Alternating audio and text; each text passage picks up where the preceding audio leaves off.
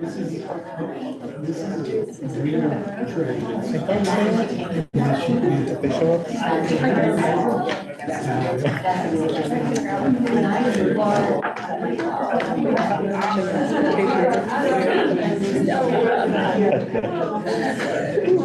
You know, Maxwell.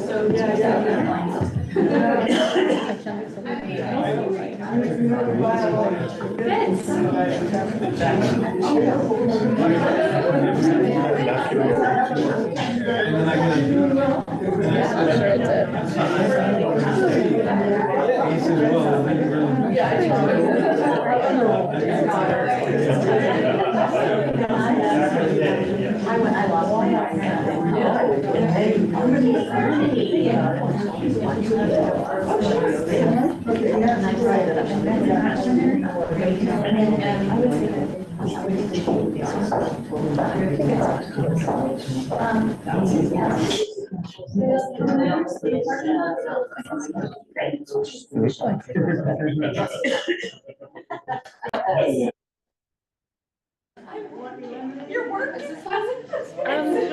flip the thing on the top. Tap on it? Yeah. Oh, yeah. All right, let's get started, everybody. If you wouldn't mind taking seats, and we'll get going. If you get hungry during the meeting, please feel free to go back and get some snacks. If you need to get up and stretch your legs, please feel free to do that too. All right. I'm just gonna start it. You guys can fill in wherever you like, okay? So I'm Meg Rasmussen. I'm the Community Resilience Planner at the Mid-Coast Council of Governments. And we're the regional planning organization that serves this area in figuring out housing issues, transportation issues, economic development, and climate issues. So we have a tremendous opportunity tonight by coming together and listening to different points of view. And by discussing Topsum's vulnerability to severe weather, we can all be empowered to create solutions to make our lives better. So this is the first of 3 public meetings. And tonight we'll start with an introduction to get kind of in alignment on what we're talking about. Then we're going to break up into groups and talk about vulnerability. Here's a couple of tables and here's a couple of tables. And then we'll come back together for a wrap up and we'll pick a raffle winner. And I think your chances are pretty good.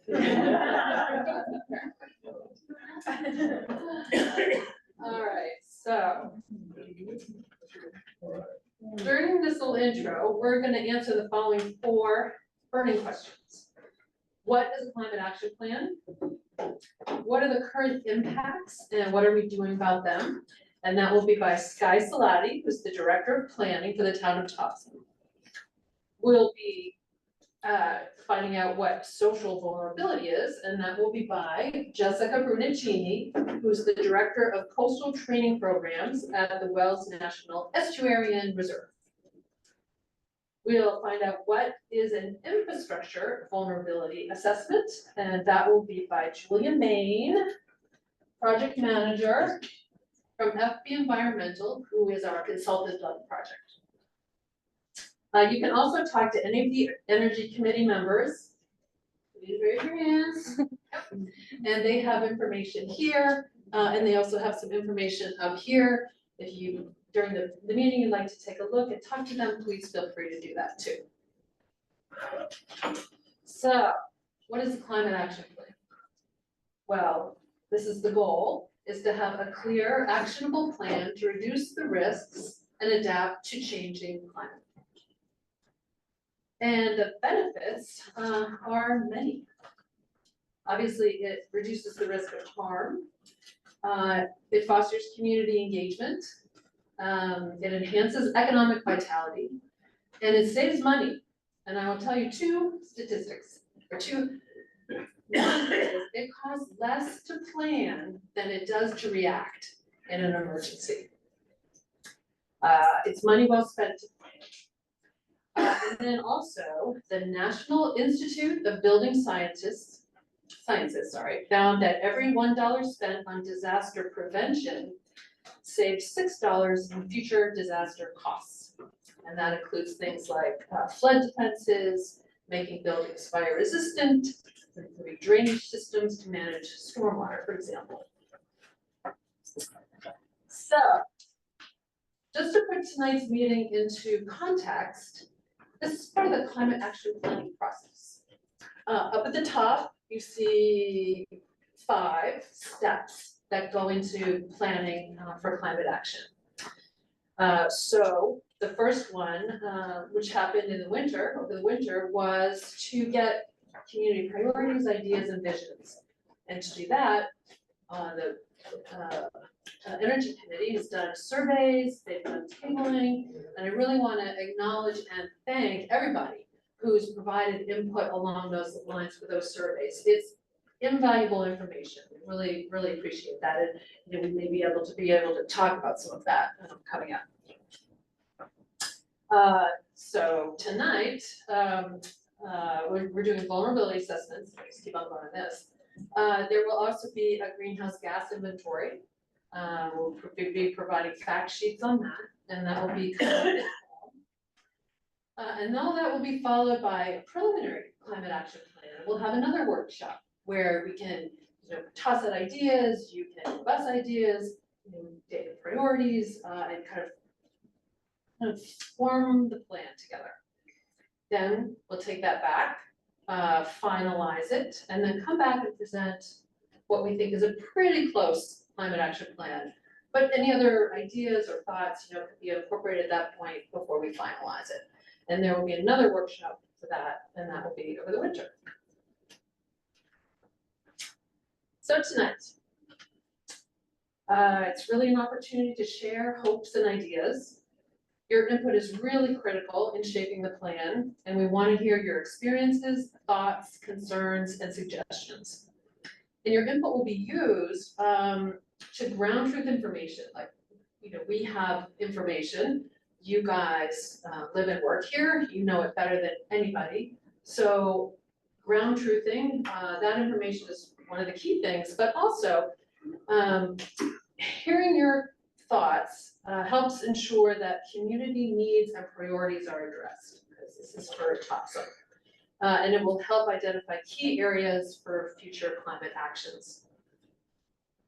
So with that, I'm going to turn it over to Sky to give the town update. Hi, thank you, Meg. Hello, everyone. As Meg already mentioned, I'm Sky Salati. I'm the Director of Planning here in Thompson.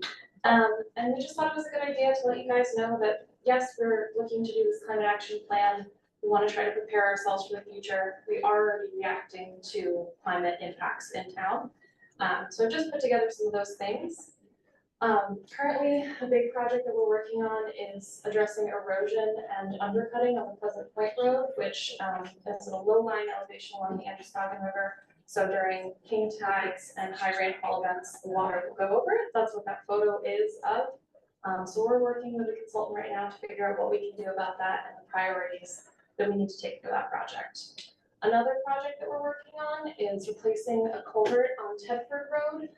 The culvert is old and undersized. It's creating flow stop, like backups behind it. And we are looking to put in one that will aid aquatic life and allow water that happens during high rainfall events to adequately flow through that area. Projects that we've already completed that are in relation to this is the Elm Street culvert redesign, which was undertaken due to concerns about ponding of water at the inlet of the culvert, that there wasn't enough flow for water during high rainfall events to get through. We've also replaced a culvert on Meadowcross Road and also just around town. We're seeing more and more high rainfall events are putting strain on our culverts. This is all a little bit boring because it's stormwater, but this is something that really impacts the town. It seems boring until your road is washed out. So these are the things that we're focusing on right now because they're happening, we can see them, and people are telling us this is a concern.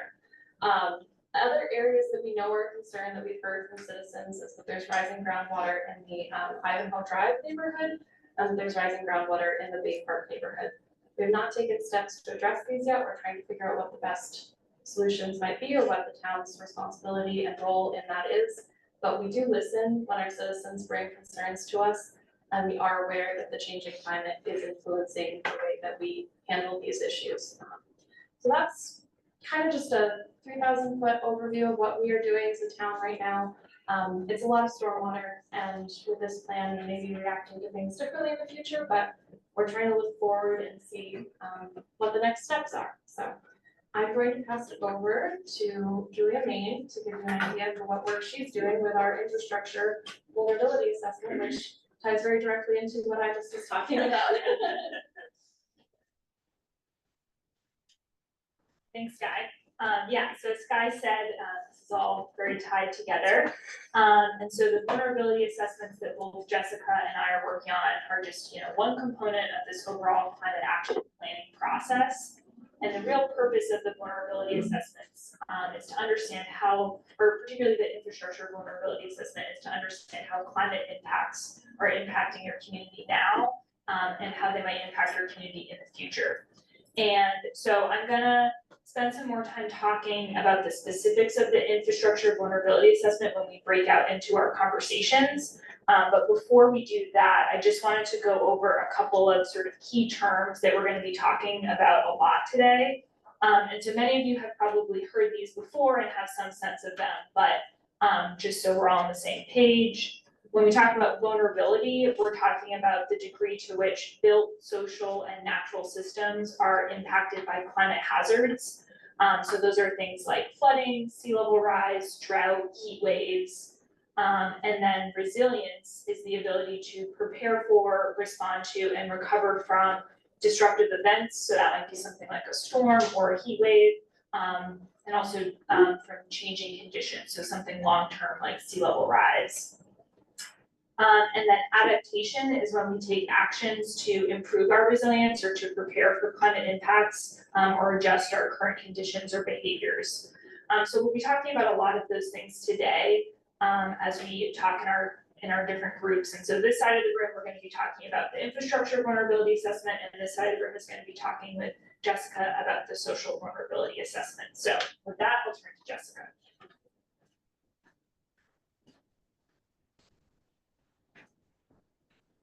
Thank you so much, Julia, and it's great to see so many faces in the room tonight. We weren't really sure what the turnout was going to be, but this is a fantastic group. We're really excited to talk with you more and to really learn from you what your perspectives and experiences are. So as everyone has already kind of set me up very well, so I don't need to talk that long.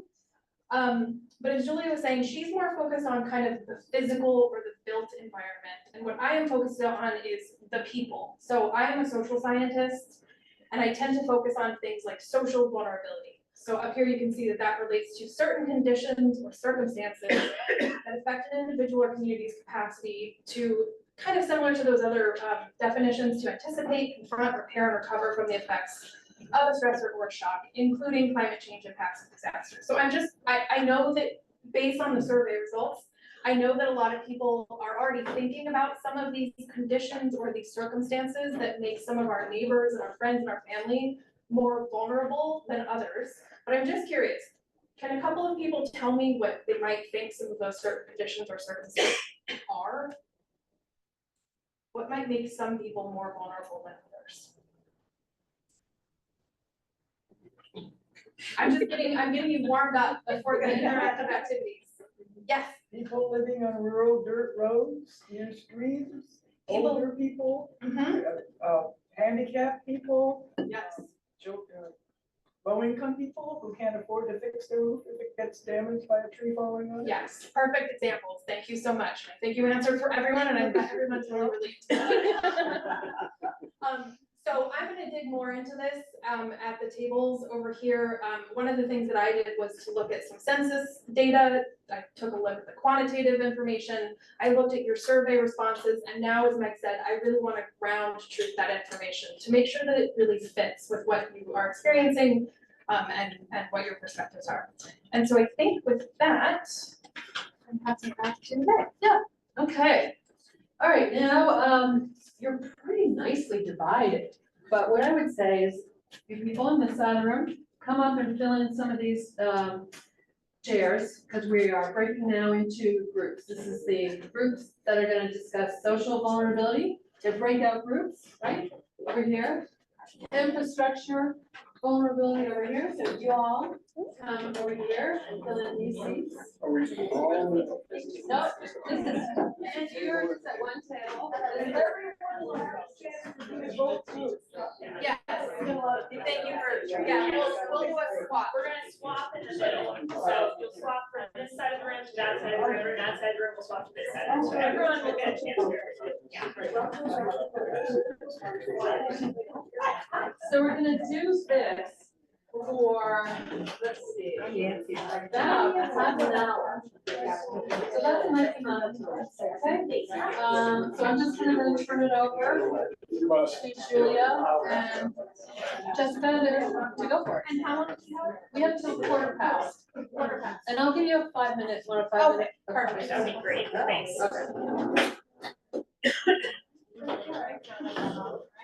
So we can take one and pass it around.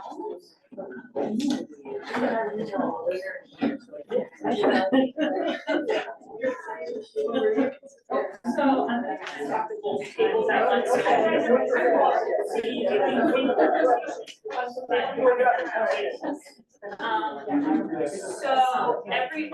there's a lot of materials on the table, but if everyone could grab this, flyer. So we're gonna be Yeah. keeping a little bit for All the pictures on voices it. in the room. So I don't wanna talk, I wanna make sure you guys don't have a lot of time to talk to each other. So I put one together of the this ways infographic about what the infrastructure vulnerability assessment is. And so like I said, the point of this is to really understand what are the impacts, Right, so that's the quantitative build systems, and the impacts on climate change. Who So at the top, that includes So, the types of infrastructure that we're looking at, the you're a assessment, researcher things at like Golden roads, College, bridges, Johnson.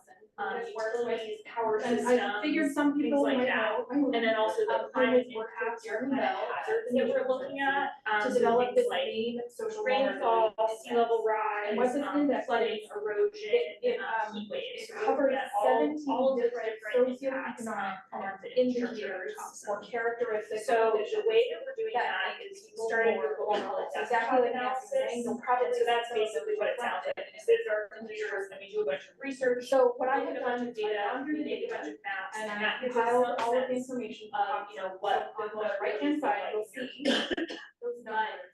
Data isn't perfect, this is lots of things at the local And context. I have. So we need you guys to help us fill in those gaps, and around really the get that ones sort of local that are information, higher local than context average that you all know, because you live here, you work So here, those are the you know, you really understand this place much better than the climate models do.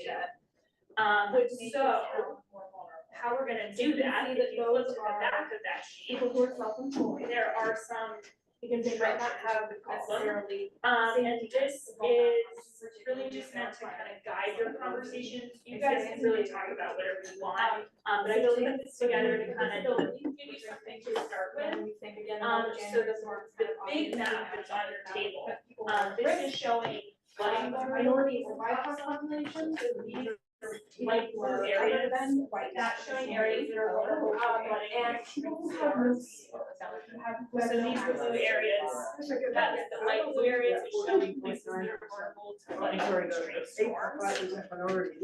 And so I think flooding is a good place to start the conversation, it's a thing that's on a lot of people's Well, minds. that is exactly what we're Easy to talking about. visualize. So, start by looking at this map, look at the legend on the map to see what It's a information's helpful on the starting map, point for look at areas that you're but familiar I'm really with. interested in knowing. And then I've also indicated there's some orange dots and So some that's one orange of the things that we'll lines talk about.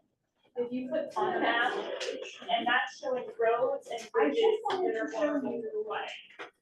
So you. And then there's may be these familiar with black these circles are areas that, based on our analysis, seem to be particularly vulnerable to flooding. Thinking about. So just kind of take a look at the map, And identify extremely big things. think about it a little bit, maybe look at your neighborhood, and then talk amongst each other and start to think about, But I just wanted to share this with you because maybe these some of these hotspots and didn't show up information on on part of the map line up with areas that you're concerned about. Does it line up with your own experiences? Are there other places you're So we concerned go to about the that next aren't on here? I wanted to show you And then start this is writing the main right on the map. index You can use those in snappy dots, you can put dots on the map in the areas you're Jeremy concerned about. created this You kind can of put online notes map. on the map, there's And also what I this wanted to big show this to piece you of was blank because paper, so as you you can write can notes see, on that as well. the first. And then once you've had a chance to kind of, oh, and then the smaller map is, Was oh, talking no, about kind you of can, overall. you can write on anything you want, nothing's off limits. So you can see in here, That's that showing, vulnerability is also kind of sea level rise geographically impact, so I just took different, that for right? people who So are some of these interested, so areas it's very similar, but it's slightly different indicating information. that there are more vulnerable populations and located in certain. So once you've had a chance to kind of think about flooding, So that can help us then think about how do we talks prioritize amongst yourselves and yourselves think about in ways how that are other types of climate impacts are affecting you or And then have affected you in the past, so things the like next power outages, is your survey drought, response. heat waves, Now, you have changes in your behaviors, you have to buy a generator, you know, anything like that. Great, So I'm that's, actually that's really happy to all know on, that there are people who all on that sheet, but I've talked enough, so. I went Go ahead, through, talk this is amongst now yourselves. qualitative, right? This is really all sharing their experiences from your perspective in your stories. And that was really rich. So I went through there and I did a little bit of qualitative coding. And I found that there were three kind of categories that came out of that. Who is most vulnerable? So that first one. What are people vulnerable to? And then in some cases, where is vulnerability kind of concentrated? And that might not be necessarily social vulnerability. It might just mean that there are areas that are more high risk. Yes, I would think. You're saying that. Yes. Sorry, I recognize you. When did this start? It was here. It's good to see you. It was this year.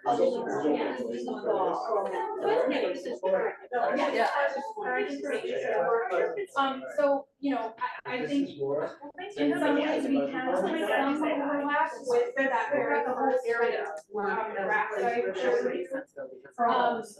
But there are some that are not captured there. That's And it is exactly the point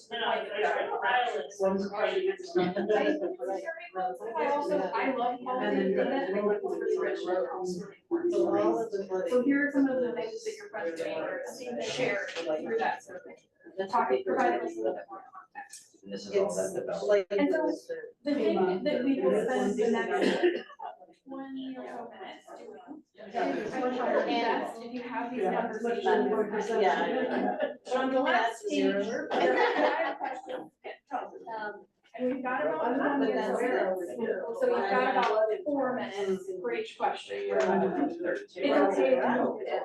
But I would love for you all to have a discussion And industries about these questions. Tear down all So there's So there's no. has access to knowledge. Does anybody have any questions? What are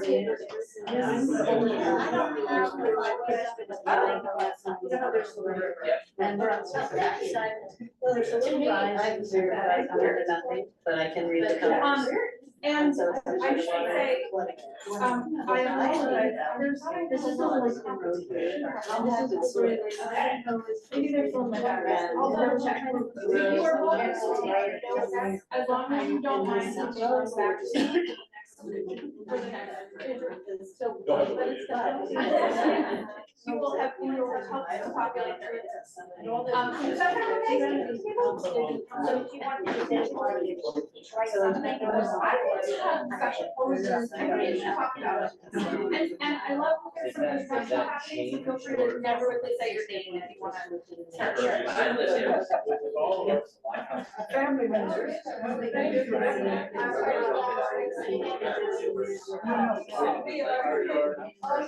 And I'm on the internet. You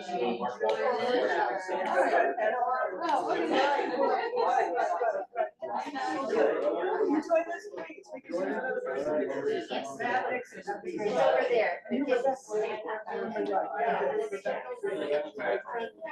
Matt Nixon. We did the climate survey. And this is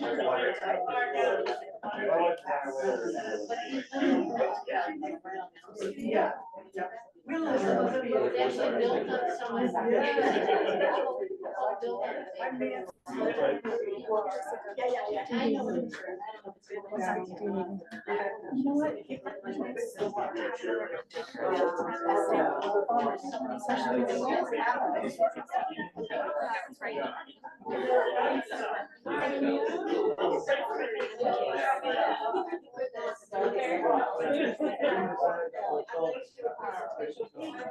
You know what?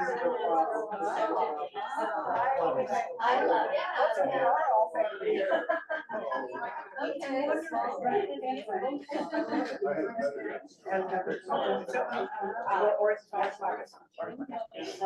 love it. So maybe you would look at these specific. Well, we're going over this questioning whether. Yeah.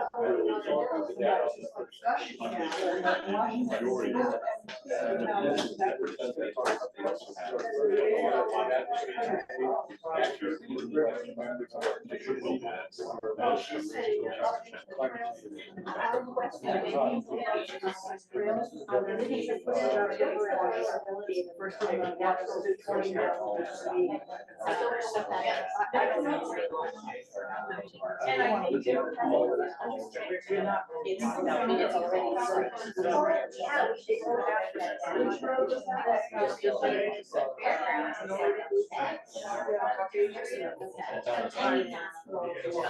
I don't know where to start,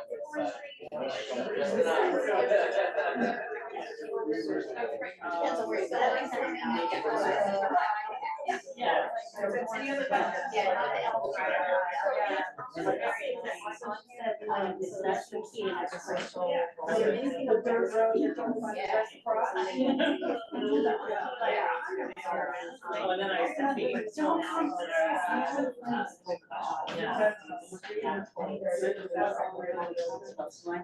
Where is your marine? If it's yellow. If we have more self-contained. More self-contained. Runs down the other side. Meadow Road.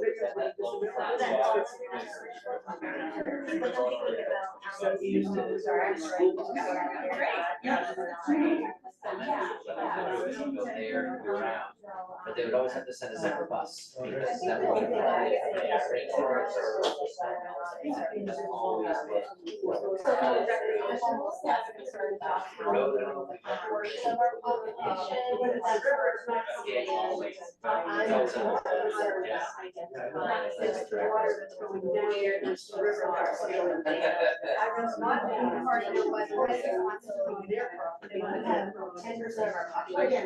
It's good, and you have to river run higher than the river runs and all of these roads. So, okay. Are we only talking about flooding on that? No, yeah.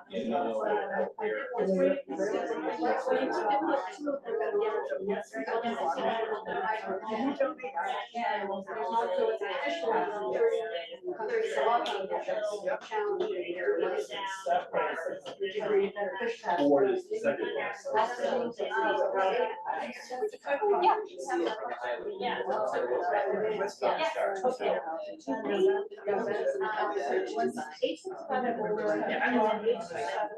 one. Does that represent that that's 7.8% of the fourth railroad together? Or is it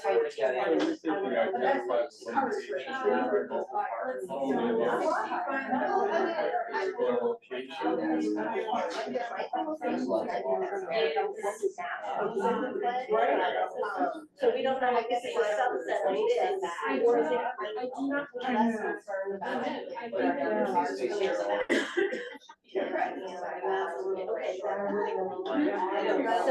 So the question are addressed. You know, so you want your percentage of our population, a maximum of 22.9%. Well, so you want to.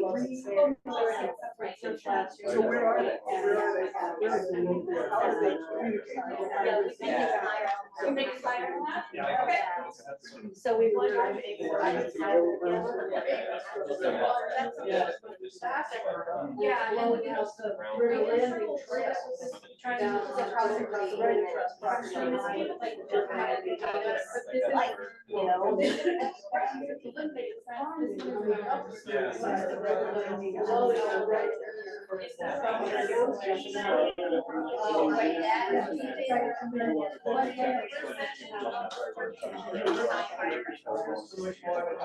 I think so.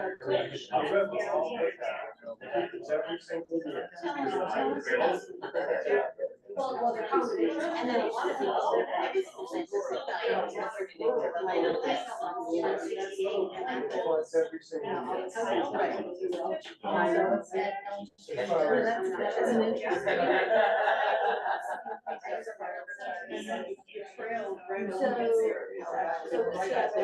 Presumably started.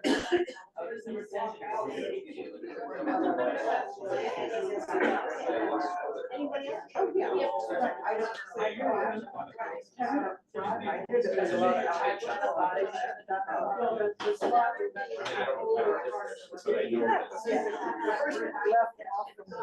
Not now.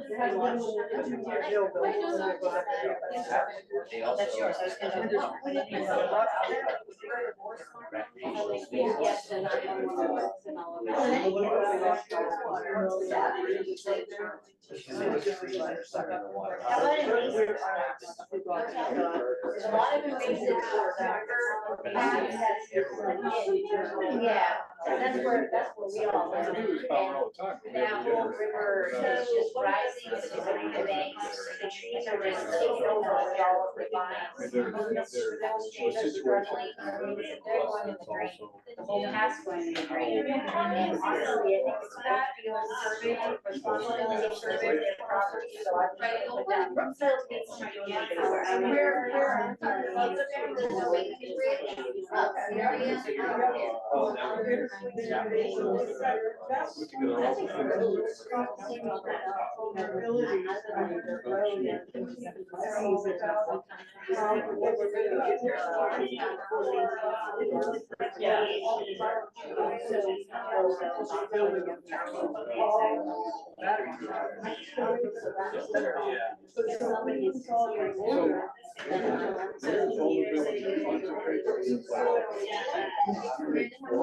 area. That way from so that like, you guys are interested in it, that have reservations. Yeah, but like, is there anybody, like, you know, get like a limited time for conservation or like if we got a bunch of stuff, so we can like maybe identify where to go. Just if there's a place, like, have you visited a park that this is my Space, you know, the power of it. pretty awesome, like, Exactly, so you know, the power of it. yeah, like that stuff.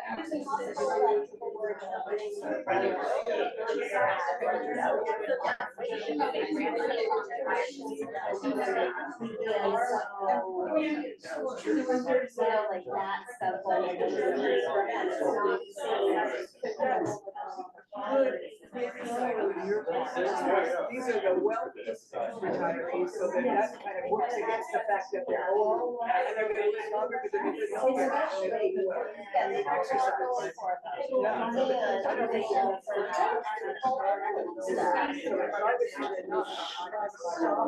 I just ask, do power outages affect the power outage much?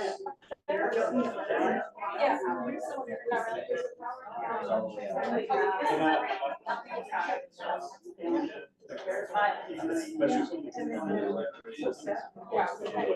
No, the power does not go up 9 years. Yeah. It is terrible.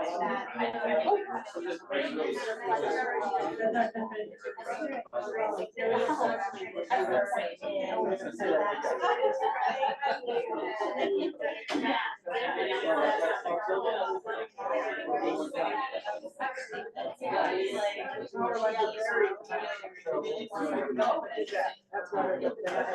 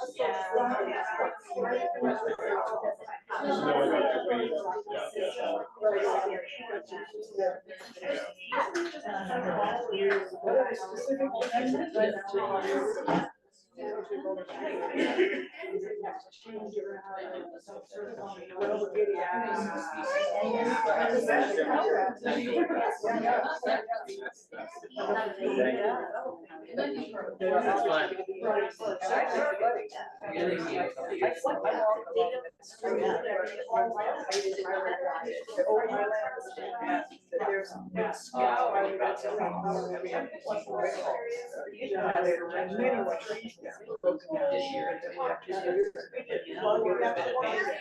That's not a problem. You know,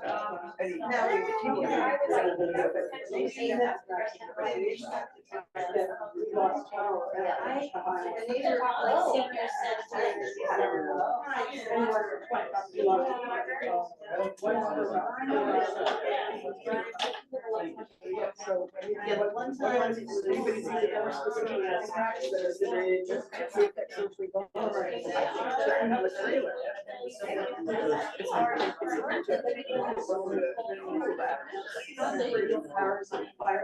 Oh, yeah, the big truck.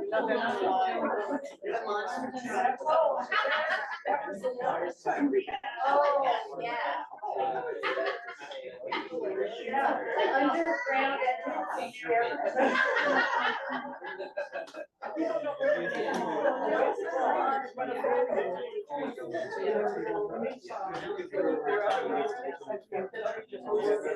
Yeah. They had the fairgrounds and sponsors are so high in the air that it just down the power lines down the big fast around it. So they'll play that on.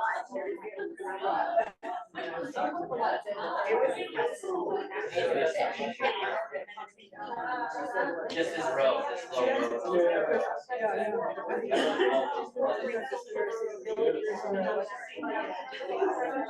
Yeah.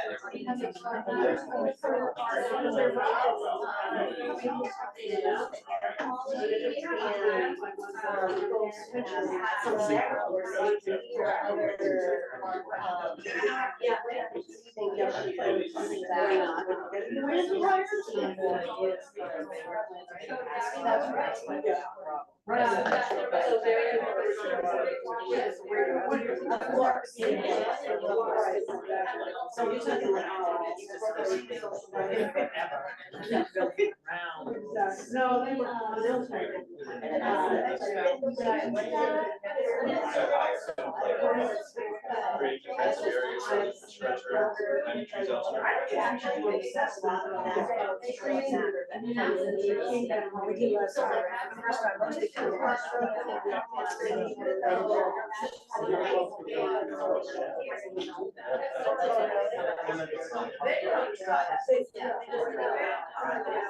They don't think it's coming all the way to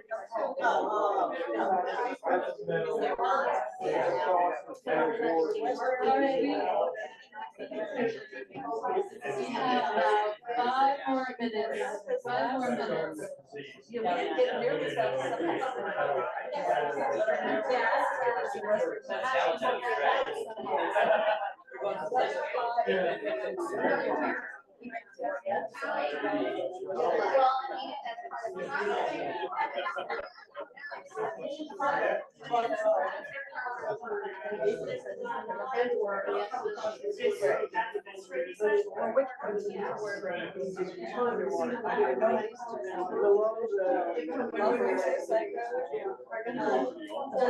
Because you're near the Muddy River. Yeah.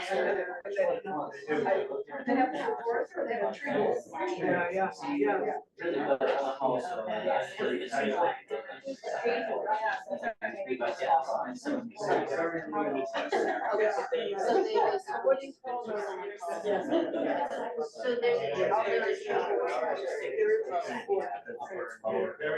Talk to another resident. instead of having 5 people per area, there is Which is, exactly, so I heard something about that is so you make a good point. I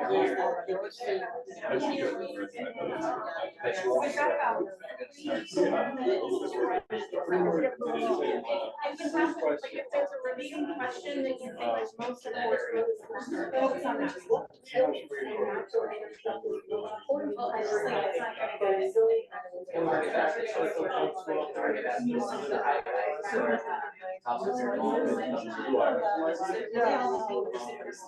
The back. So you guys know what's coming back to, right? People are.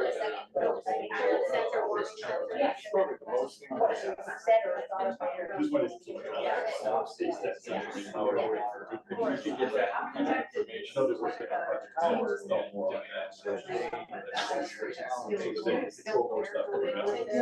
Facility power. No, I think they go through. Work on that one.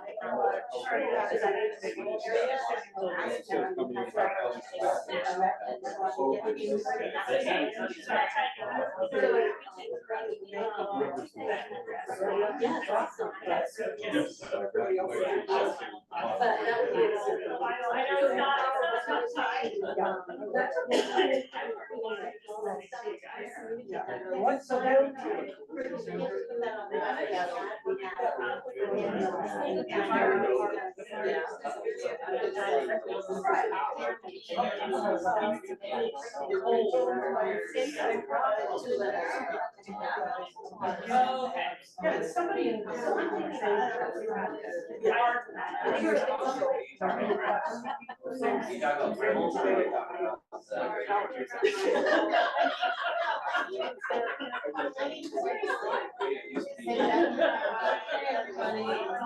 Okay, everybody, can I have your attention? It's time to switch. Hello? Can I have your attention for a second? Can I have your attention? Thanks. So we're going to switch. We're actually everybody's gonna get up, take a little stretch. Switch sides, you can switch tables, you can switch groups, you can go wherever you want. But let's switch and try to do that relatively quickly so we can start in on the next thing.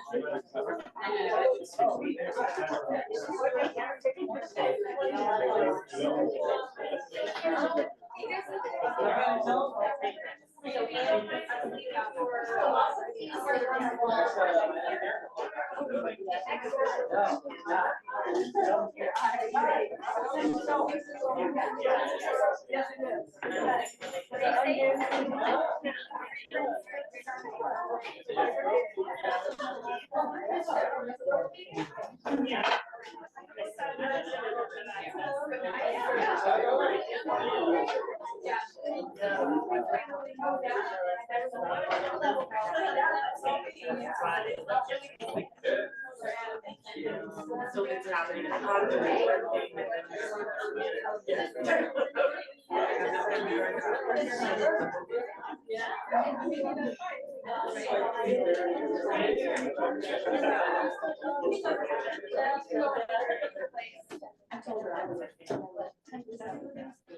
Do we have enough chairs? Over here.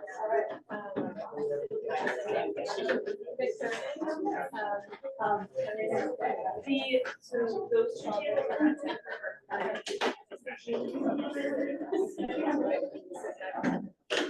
okay. So I'm excited to hear because there's a lot of discussion on the last. So I'm just gonna quickly walk you through this worksheet. It has a lot of information in it, but it's just to kind of help get into the conversation. So on this first page, with that, in addition to that definition that we saw about social vulnerability, we have a spreadsheet of quantitative data from the infrastructure vulnerability, physical. So, the American, there's a lot of papers on this review, there's 2020, and these are excited flyer. So just take that up, if you don't have it every year, they have extra. So on the front side, we decided all the pictures, this is As we just a talked about, graphic. there are different conditions Show you for what example, type of things. some of our friends and neighbors and families, Vulnerabilities. everyone in our town We're were looking at, vulnerable to others. infrastructure in the And, town, so that includes they're in things very like far roads, bridges, So we're located utilities, very power close systems. to here. And we're looking at how the climate hazards, climate impacts, And all of Jeremy that, Bell at all the Region infrastructure in the town. across the river. So on the have middle of worked the together over page, the has past the different 5 or types of 10 climate years impacts. to that develop we're a looking at social through the vulnerability index assessment. specifically for Maine. So the first So that step, is taking- what we've already done is what's called a desktop analysis. And this is where we So that is basically, taking you know, sit down 17 different and kind do of a bunch of indicators of research, socioeconomic and demographic, you know, make a bunch of kind of maps. character And that gives us some sense of putting kind them of into where the the kind of overall overall social parts of vulnerability Topsom are, what some of So, the key you know, when I asked the vulnerabilities group are for earlier, your what are some of community. the characteristics? But, that you know, might data affect is having imperfect, a lot of and it doesn't You'll necessarily see give us them the full reflected. picture, right? So that's So they're why categorized by you guys are all here socioeconomic tonight, you're gonna status, help us kind of ground household and this data. disability, And, you know, minority provide some of and that local language information, local and housing context, because you guys, you know, So what I've done understand is this I've community gone better into than the the models do. and better I've than compiled the all of the data does. information for cost. So on So your this is the table, information for the there's town. this big map, and this is a map that's showing flooding And vulnerability in Topsom. the little So cells, that's where we're gonna start the conversation. So border the around light them and areas the on the text map, that is bolded, so these those areas, are the indicators that are are higher, showing that are areas in the above town that are average, vulnerable to flooding based on extreme storms.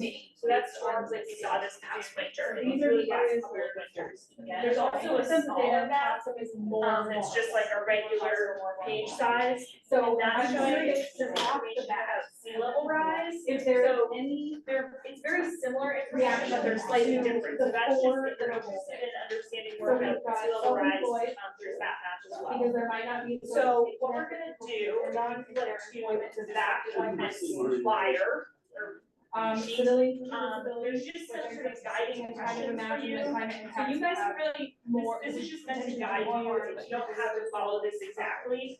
But to start Minority with, I would or suggest, you know, taking a look at the populations, map, digest the information on the map, look at areas that and you're familiar with, people maybe who your do not have neighborhood. access to it. I've also highlighted some areas, So those these are the big areas circles are highlighting some that kind of flooding vulnerability Black, hotspots. indigenous, and people of The color. orange lines and the orange dots are So I'm showing just curious, roads and bridges that are vulnerable to flooding. So just kind of take a look at some of those areas, think about, you know, how they line up with your experience.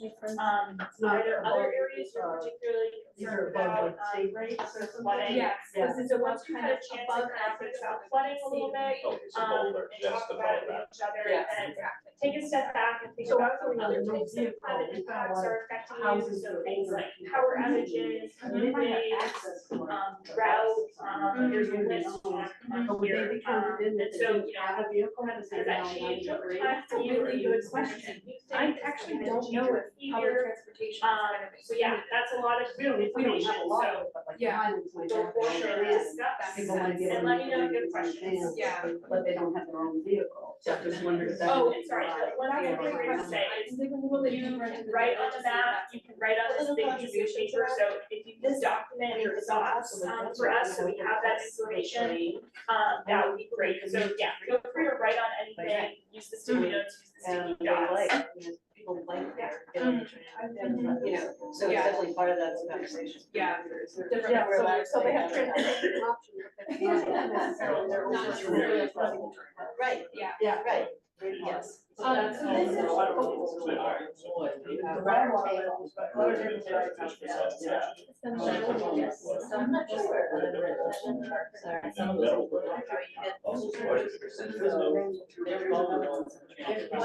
That's all the funds. According to the census, there's like a small one that pops right here. So we're just gonna go flooding. Right, So very this is small. just to kind of give you a sense of like. Front Street. I have a lot of scouts. I was gonna say about that. Okay. Yeah, And there's, Sure. this right here. Yeah. That there's. Well, we do have a lot of farming. And you know what, that might also be reflected, this question came up in the previous group, which I was happy to clarify. Employed in a natural resource occupation. So employed in a natural resource occupation covers people who are fishing, agriculture, Sometimes you aquaculture. can just see this whole thing's flooded and even the And power lines. the as to why these populations might be more vulnerable. And they're like houses here, like, I've never been down. Is, you can see from the January, right, people who in fishing or lobstering for their livelihood. The immense damage that caused the waterfront that disrupted access, that disrupted the ability of them to get their products to market. That I don't think. So just in the interest, I think it's an interesting thing about this conversation that we'll have, so I'm gonna move it forward a little bit.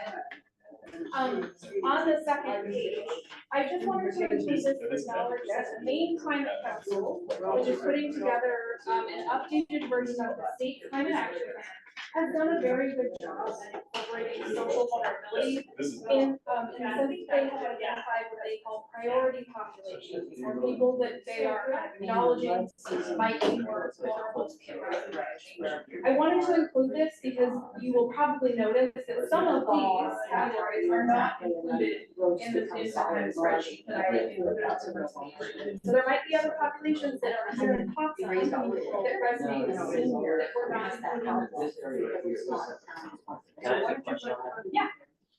Do they have just education for why they chose individuals? For example, looking at minority or women-owned businesses, they're more vulnerable. How are they more vulnerable What's than this gonna be? regular businesses that are owned?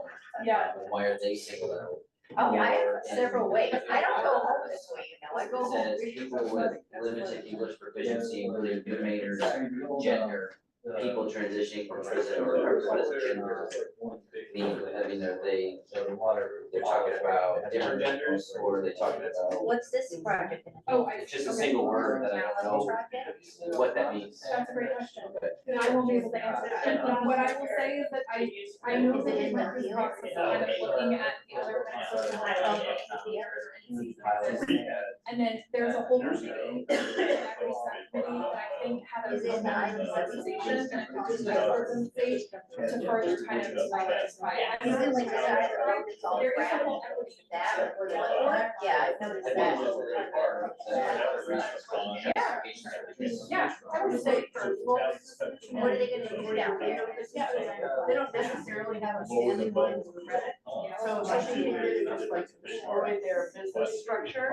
And it could just immediately go borrow money and get a contractor to come in and start fixing it. What about I'm playing devil's advocate. Yeah, I heard it What down if there. there's a man that just started a business that's the same situation? Well, they would do a small business. That's a small business policy, that's the authority of a small business man. You might not have a line of credit established. Well, I'm saying, I had a business, recently sold, but in that line of business, there was no credits, there was anything where that happened. It'd be extremely vulnerable, it's like, It says small businesses. It doesn't qualify it as a small business. Right now, like, women owned businesses fall under small business. Well, then they especially call out minority and women owned after that. That's why I was thinking of justification. I think both They have fall in trouble. the same category. Yeah. Or we throw that. Can we just move on for You can also talk about this once we get to Do other people? Well, in the backyard, I wanted to show you was this is the social vulnerability, Maine social vulnerability index, mapping. So it takes the spreadsheet on the first page and counts it into a map. And the reason I wanted to include this is that you can see that, like, with the spread on it, it's all for all the housing, but vulnerability is not evenly distributed, social vulnerability is not evenly distributed. So you'll see that there are some areas where some are stronger than others, and that. Yeah, I hear about all this. more so other areas maybe in those parts of the I'm also curious about your feedback on that. And then the last thing that I'm gonna talk to you about before I turn it over to your group discussion is some of the survey results. So can I get a show of hands to see how many people completed the survey? Okay, good. So there's about half of you, and I think that that's great because I'm excited to get more input, particularly from the people who did not have a chance to do that. Yeah, the survey is.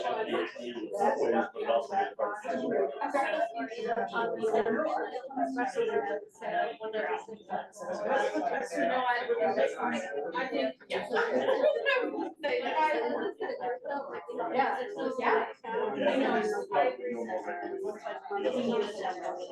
Yeah, I mean, so, when I came away from this, so I'm a qualitative social scientist, so I really nerded out on the story and kind of the perspectives and experiences that some folks have to share. And I went through and I just coded of what I was seeing, kind of those themes that were coming up over the, and what came out was who is most vulnerable, right? And this is based on people actually finding that. So you'll see some overlap, right, with the spreadsheet on the front. But there are some categories or characteristics here that did not change. So that's important for us to have. What are people most vulnerable to when we're thinking about climate impacts that are particularly impacting those vulnerable populations? And then where is vulnerability? So there was a lively discussion last week about some of these places that we went on your list. That's all part of this process, getting your feedback on this. I also included some quotes because I think that these help provide context about those different categories of who and where and what. And so the last piece that I think we have about 15 or 20 minutes is at your tables. You are going to discuss these following questions. The following 5 questions that I have. Thinking about all that information that I just got, talking about it, and coming up with some ideas as a group. So don't worry about answering these individually. Have a discussion about it. And you're welcome to have to do it as a whole table, or you can kind of split off and and if you would like to take notes, feel free. You do not have to. I can say it's really hard to answer questions with kids. We can't.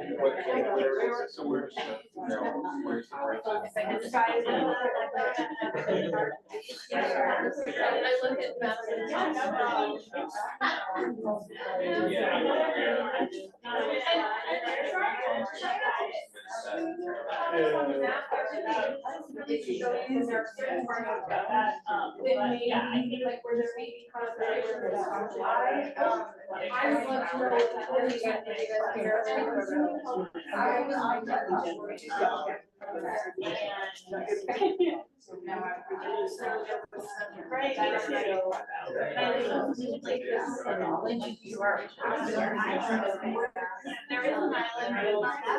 Oh, I'm sorry.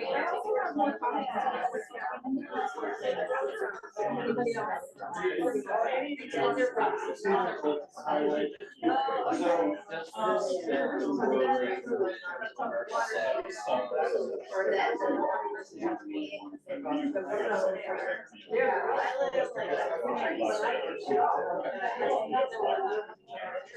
I think all of these areas are. This is social.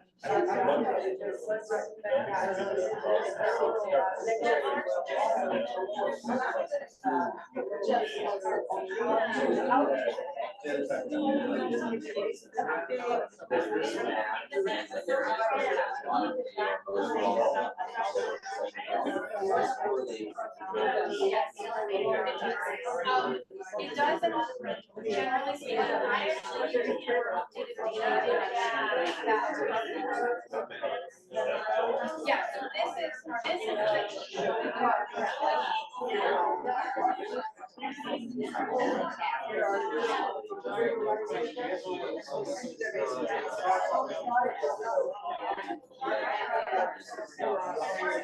yes.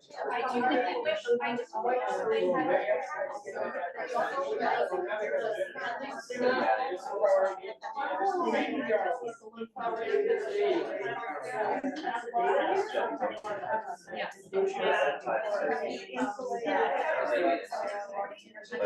But boat neighbors, this boat neighbor comes out. So really. That's the, Yeah, that's it. I think this one. They were. So we were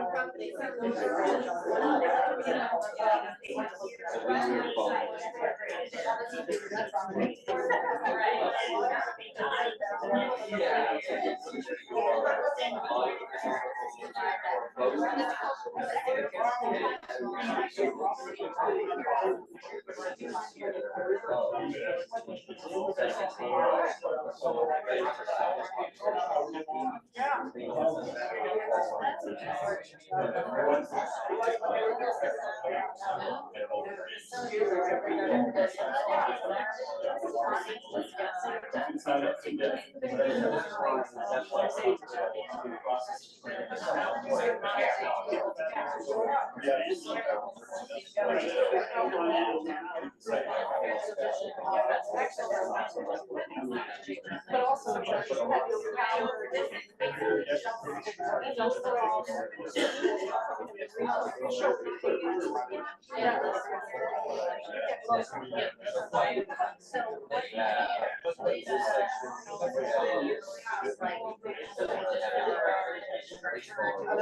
You have a lot of trees and those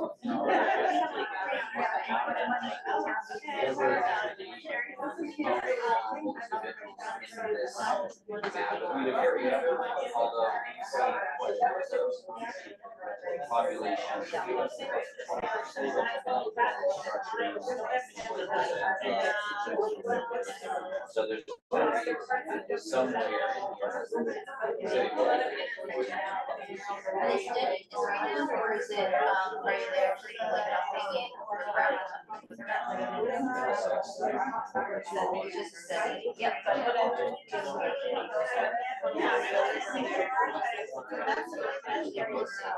So of course,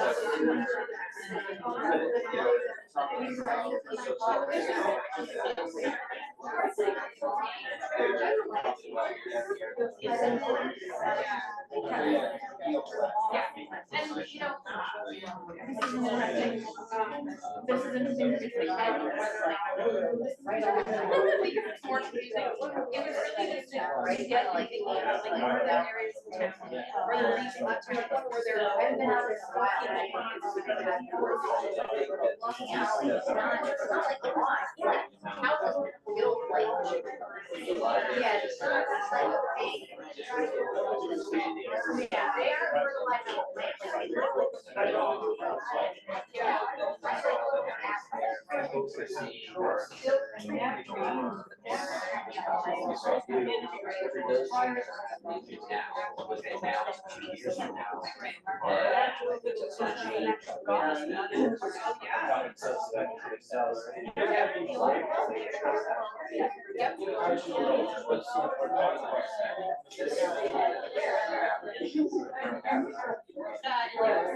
Yeah, it's actually,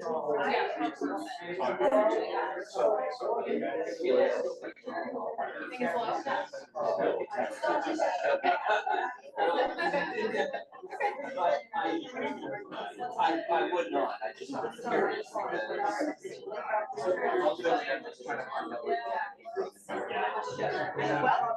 that is fantastic. And that is why I tend to work during COVID. Right, so in the last, some of these answers are the Thompson survey, like same thing, it's imperfect. It's a starting point for us to have these conversations. I only ever see this.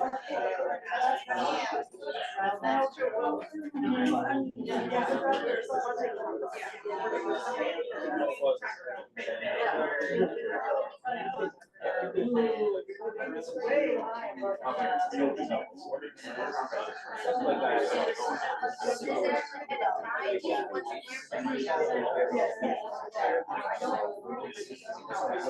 writing it down.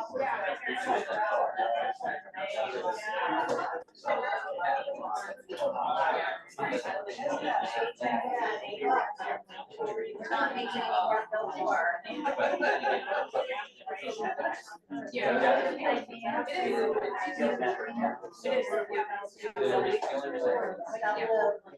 We've got them 5 more minutes, but try and get through.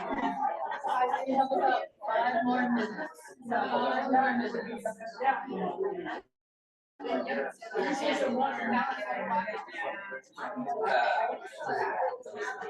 running ahead of us, Down.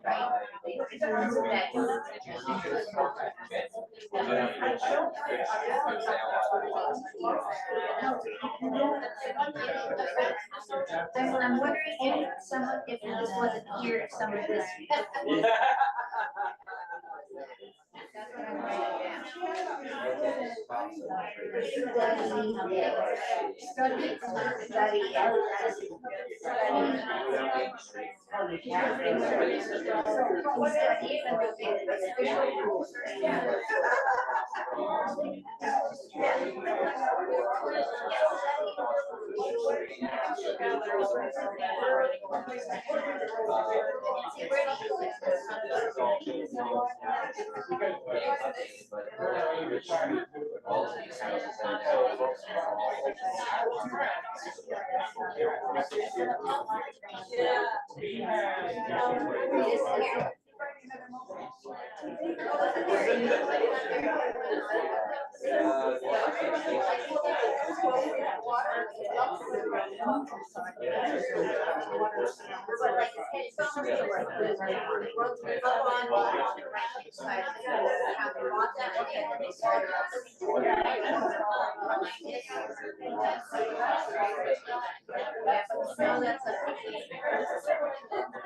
Whatever, somewhere else on this map, not there.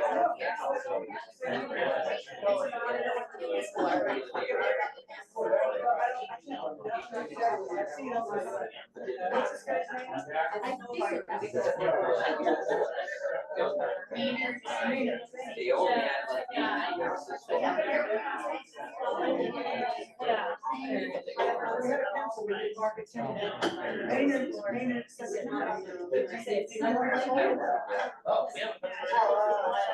do you think of that? So we're letting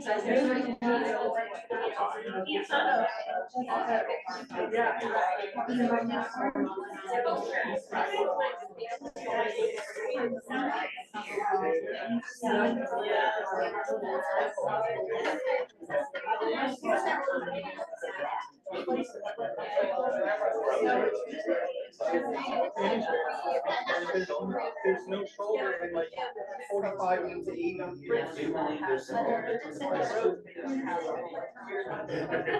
Wait, not.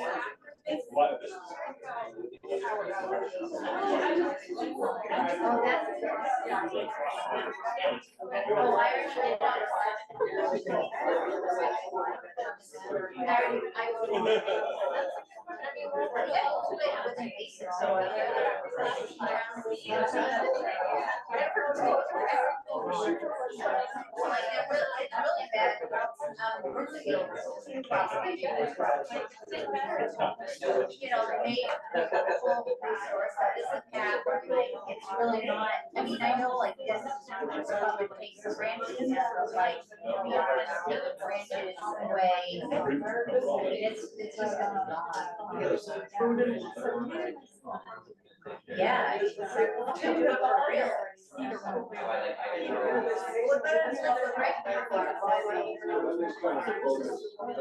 Fair.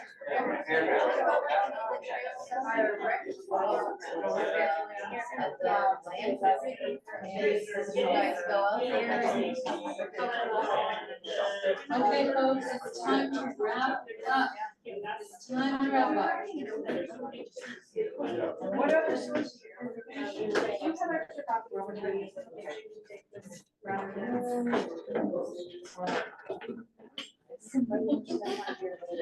A natural hush. So the room just the right time. Thank you. Thanks, everybody. You know, listening in, it was a lot of great discussion. Thank you so much, everybody, for your good thoughts. So we're just gonna take a couple of minutes. Julia and Jessica are gonna just kind of hit the high points of what they were hearing, and then we will do a little Mentimeter survey. We'll pull a raffle, and we will wrap up the meeting. Great, all right, so I think we talked about a lot of different things. Some of the flooding areas that people talked about that they were concerned about were similar to what Sky had mentioned, Meadow Road. And there actually wasn't as much talk about Pleasant Point and Forsyth Road. I think the town's identified that as an issue. Groundwater rise in Bay Park and Ivanhoe Drive, was definitely a conversation. There was also some talk about, a lot of talk about stormwater challenges. You know, in different parts of the town, we were just talking about some agricultural runoff stormwater challenges with heavy rainfall. And one of the other things we were just talking about is telecommunication and the challenges with cell service in areas where there isn't great cell service in town, and what that means during, you know, storm events or emergency events. And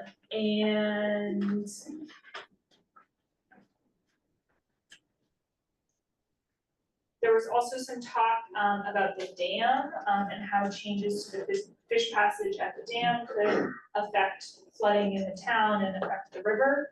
And then there was also some conversation about different parts of the town that, you know, have a lot of infrastructure, like, you know, sort of the downtown area where there's sewer and water, and then, you know, kind of the rest of the town, which is really most of Topsom, that is on septic and wells, and kind of what that means for vulnerabilities. I don't know if you have any, you sat through both, if there's any other points you wanted to add to that. No. It's okay if you don't. So yeah, I learned a lot, and I feel like got a lot of very specific and helpful information that's going to be really great for the vulnerability assessment. So thank you all for participating.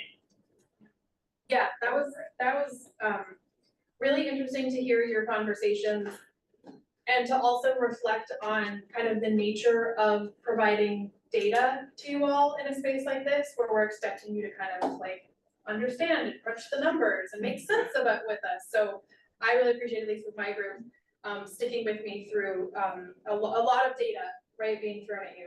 So some of the, I heard lots of different things. Actually, on the point of data, one of the things that I heard the most was, this data doesn't seem accurate. So that was especially true for the census data, and some of the things that I heard specifically was that the kind of people of color, Black, Indigenous populations, that seemed too high to some folks. It seemed like there was some thinking that Topsom probably has a higher than the state average population of older individuals. There were some ideas that the per capita seems kind of low. So that's just to kind of say that we recognize that census data is very limited in nature. It's just meant to be a starting point. But by doing this type of a social vulnerability assessment, we're really going beyond that. Because I think that if we reported just on that spreadsheet that you all saw, you would probably be like, no, that's really not accurate. That doesn't check out with our on the ground experience.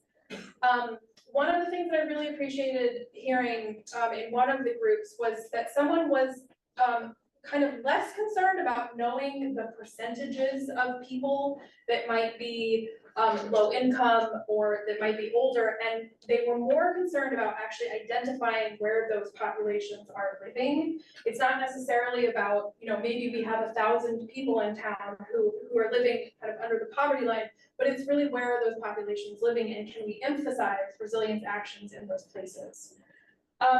Another interesting point that was not, I think, reflected in any of the data that I shared was that the concern about particularly senior populations not having access to computers or smartphones or the internet. So that was something that I'm really coming away from this conversation about. Again, kind of the questions about like the census data is kind of unfortunately inherently flawed, especially since the last community survey happened during the pandemic and there were lots of questions about that. But also some of the survey responses got some kind of side eye a little bit about like, really, is that part of town really that vulnerable?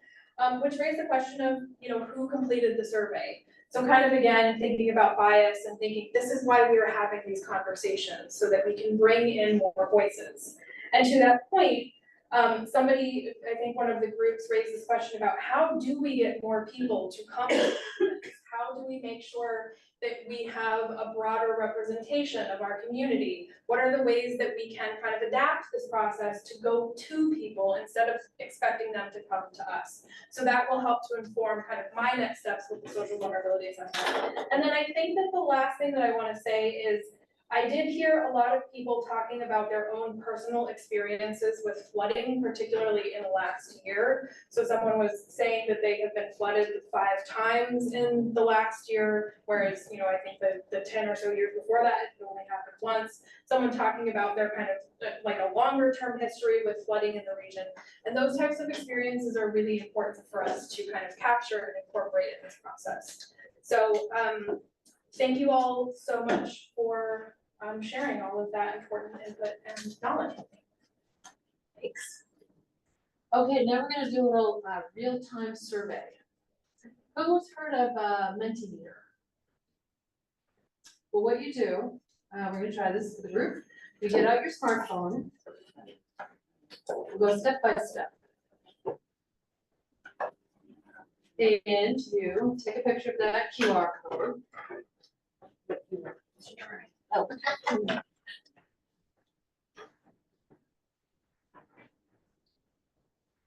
phone doesn't focus on that. If you have any trouble, raise your hand. And then you enter the code. I'm all set. Okay. It says waiting for presenter, doesn't it? Once they get in, then you can just go to the next slide. All right. Everybody who wants to be in? No, we're waiting on you. Okay, you can come to the next slide there, once they get in.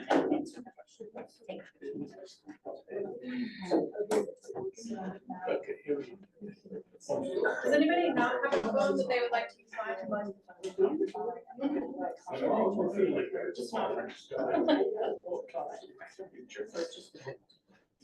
The code is at the top of that. If we don't let them know, just for a skip. Oh, here we go.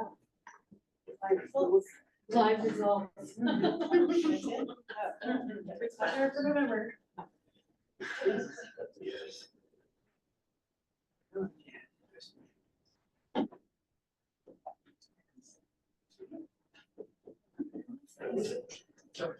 Simple questions. We got 16 people. Yeah. Anybody still doing it? All right, well, I'm hopeful about Topsum's future. 3.9, so getting into the, definitely agree with that. Was it out of 5? I didn't. Yeah. That's good. Topsum is prepared for climate change. Well, that's all 2.6, but that's what we're here doing. Oh, inching up to 2.7, good. And then we can adapt to the impacts of climate change, 3.9. That's a lot of optimism. I'm really, really glad to see that because that's where we're coming from. This is all about making Thompson stronger, better, and going strong. All right, so now we're gonna pull the raffle. How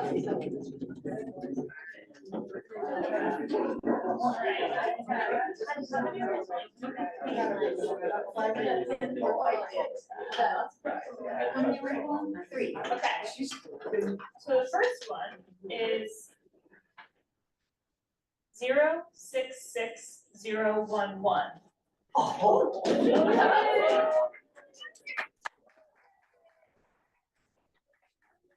Yeah, what are we, We're only winning, sorry. The raffle's for A new card. Gift card, right, yeah. It's all the same price. The three of them. The next one is 066010.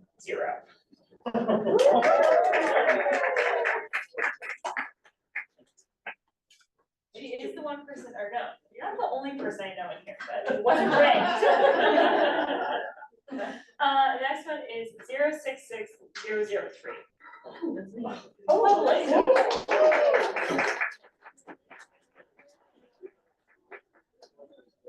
Who has it? Oh, excellent. Who has it? There you go. Wait, what about the first one? here, one was there. Oh, all of them?